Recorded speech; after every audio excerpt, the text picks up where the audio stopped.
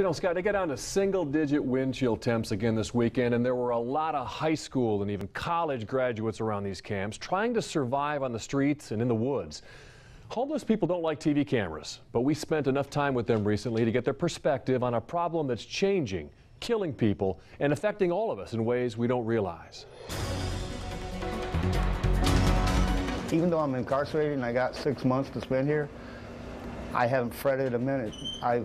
I thank God that I'm here. Who thanks God for a 6-month jail sentence? I was cold, yeah. Someone who used to live here on a muddy mattress below a big billboard. Some nights I stayed out, it was 20 degrees, you know, but I had 8 or 10 blankets to bundle up with, and that. Everybody saw the sign. Nobody saw the guy on the ground. There was times when I just felt like things are hopeless, entirely hopeless. A broken camper shell provided him a canopy bed for the rain and snow. A lot of times I relied on God in my desperation. On a bitter January night, Michael Mullins busted into a vacant home, lit a candle, and tried to get warm. Then, the man with no home accidentally burned down 2 homes. I mean, life goes on. You got to do what you got to do. Fire means survival for the hundreds of homeless here who insist on living outside, even on a freezing February night when the sky is spitting sleet. I guarantee you'll see me out on my bicycle next week with a 5-gallon bucket on my bicycle junking, making money. No matter how cold. No matter, I got to. I mean, I can't find a job nowhere, so I got to do something. I've got to survive. Sternos, them help a lot. Okay. On your smaller tents, these work great. But we find others who are really suffering. This man's makeshift shack won't seal up, and his uncovered clothes are damp.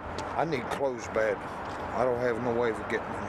He scarfs up every item offered by Wayside Mission, one of many Christian outreach groups we see in these homeless camps on an almost nightly basis. How have you survived so far, needing all this stuff? The only thing I get is food stamps right now. I don't get money.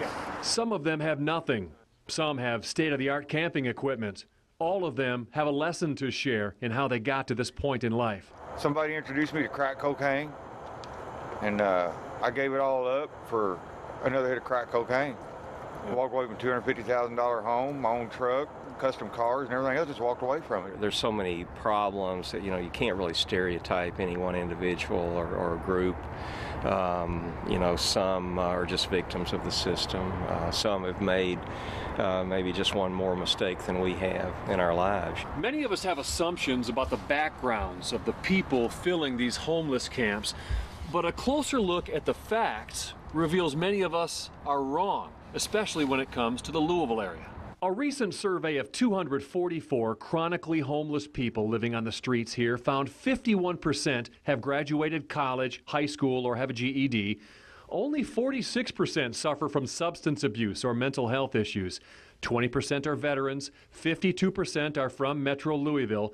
The average time homeless is 3.5 years.